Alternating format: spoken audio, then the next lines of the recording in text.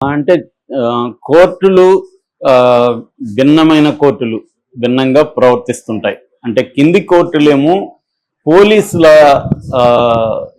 ఏది పెట్టినా దాన్ని ఆమోదించేస్తూ ఉంటారు. మామూలుగా కింది స్థాయి మేజిస్ట్రేట్ కోర్టులు, సెషన్స్ కోర్టులు వీళ్ళు ప్రభుత్వాన్ని లేకపోతే అక్కడ ఉన్న పోలీస్ వ్యవస్థను గట్టిగా ధిక్కరించే పరిస్థితి ఉండదు. ఎందుకంటే వీలైనంత వరకు ప్రో గవర్నమెంట్గా ఉండడానికి వాళ్ళు ట్రై చేస్తుంటారు. ఇది నేననేది కాదు, సాక్షాత్తు హైకోర్టే పోసాని కృష్ణమురళి కేసులో కామెంట్ ఏం చేసిందంటే, ఆయన మీద పెట్టిన సెక్షన్లు ఏవి కూడా 7 ఏళ్ళ కంటే పైన ఉన్న సెక్షన్లు కాదు. ఎందుకంటే 111 అనేది ఒకటే 7 ఏళ్ళకి పైన ఉన్న సెక్షన్ బిఎన్ఎస్. 111 అనేది నేను చాలాసార్లు చెప్పాను, అది ఆర్గనైజ్డ్ క్రైమ్లో ఉన్న వ్యక్తుల మీద పెట్టే సెక్షన్. సో అది కాదని అది వర్తించదని మ్యాజిస్ట్రేట్ కూడా ఒప్పుకున్నాడు. ఎందుకంటే 8 గంటల విచారణ జరిగింది ఆ రోజు రైల్వే కోడూరు కోర్టులో.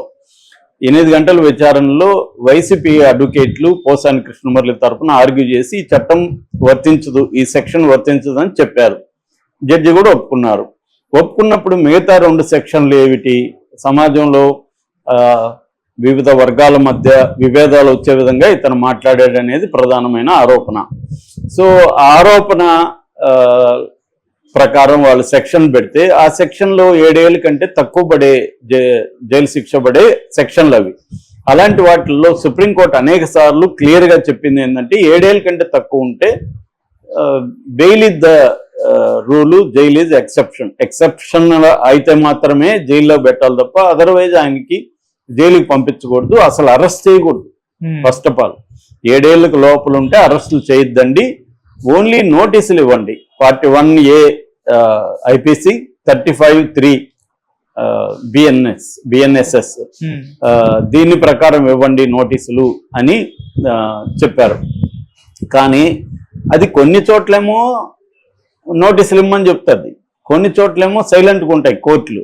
అది కూడా మనకు విచిత్రం. మామూలు ప్రజలకి ఎందుకు కోర్టులు ఇలాగ బిహేవ్ చేస్తాయి? రామారావు సినిమాలో ఏదో డైలాగ్ ఉంటుంది, కోర్టుకి తీర్పుకి ఎందుకు మార్పు అని.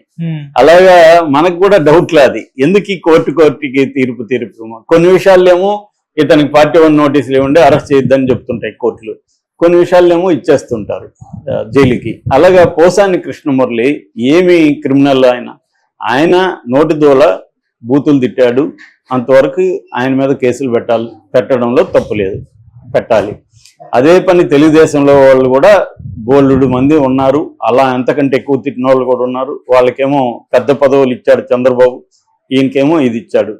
కాబట్టి సరే, ఇది కూడా రాజకీయ పార్టీలు అన్నీ కూడా ఇలాగే బిహేవ్ చేస్తాయి. తమ వాళ్ళని తాము తిట్టమని ప్రోత్సహిస్తారు, అవతల వాళ్ళు తిడితే కేసులు పెడతారు. అధికారంలో రేపు జగన్ వచ్చినా ఎందుకంటే ఎక్కువ పెడతానని ఆల్రెడీ చెప్తున్నాడు. కాబట్టి ఇది వాళ్ళు ఒకరినొకరు పెట్టుకుంటుంటారు. కానీ ఇక్కడ న్యాయ వ్యవస్థ ఎలా పనిచేస్తుంది అనే దగ్గర మేజర్ ప్రాబ్లం ఇప్పుడు మనకి వచ్చేది ఏంటంటే, హైకోర్టు ఏమో కింది కోర్టులకి మీరు అలా చేయొద్దండి, అరెస్టులు చేయొద్దని చెప్పండి, కంప్లైంట్లో లేని సెక్షన్లు పెడితే మీరు ఎలా ఒప్పుకుంటారు, కంప్లైంట్లో ఉన్నవే కదా పెట్టుకోవాలి. పోసాని కృష్ణమురళి మీద కంప్లైంట్లో ఏముంది, ఇతను అది కూడా ఎప్పుడో మాట్లాడిన దాన్ని ఇప్పుడు పెట్టాడు. అది కూడా రామ్ గోపాల్ విషయంలో హైకోర్టు అదే అనింది. ఆయన ఇప్పుడు 2019లో అమ్మరాజ్యంలో కడపరెడ్లు అనే సినిమా తీస్తే ఇప్పుడు మనోభావాలు దెబ్బతిన్నాయా నీకు, ఇప్పుడు ఎందుకు ఇదయ్యారు? ఆ సినిమాని ఆల్రెడీ సెన్సార్ ఇచ్చింది. అలాగైతే ఏ సినిమా అయినా నా మనోభావాలు దెబ్బతిన్నాయని ఎవడైనా పెట్టచ్చు. గొట్టంగాడు ఎక్కడో ఉంటాడు, ఒకడు రాజమౌళి బాహుబలి ఆ సినిమా చూసి నా మనోభావాలు దెబ్బతిన్నాయి సార్, ఈ సినిమా సమాజంలో అల్లకల్లోలం చేస్తుంది అని నేను అనుకుంటున్నాను అని పెడితే రాజమౌళిని తీసుకొచ్చి లోపలేస్తారా? ఇప్పుడు అదే కదా జరిగింది ఇతంది. సో ఇది మేజర్ ప్రాబ్లం పోసాని కృష్ణమురళి విషయంలో. నిన్నేమో ఒక ఆ కేసులో బెయిల్ ఇచ్చింది, కింది కోర్టు బెయిల్ ఇవ్వలేదు, హైకోర్టు ఇచ్చింది. ఇప్పుడు మళ్ళీ ఇతని మీద ఆదోని నర్సరావుపేటలో రెండిట్లో కూడా పీటీ వారెంట్లు ఉన్నాయి. ఆదోని నర్సరావుపేట మ్యాజిస్ట్రేటు ఇతనికి రిమాండ్ ఇచ్చేశాడు, రిమాండ్ కాదు కస్టడీకి ఇచ్చేశాడు పోలీసులకి. అంటే అసలు కేసే సెక్షన్లే అరెస్టు చేయాల్సిన అవసరం లేని సెక్షన్లో అరెస్టు చేసి కస్టడీకి ఇవ్వాల్సిన అవసరమే లేని సెక్షన్లు, కానీ కస్టడీకి ఇచ్చేశారు.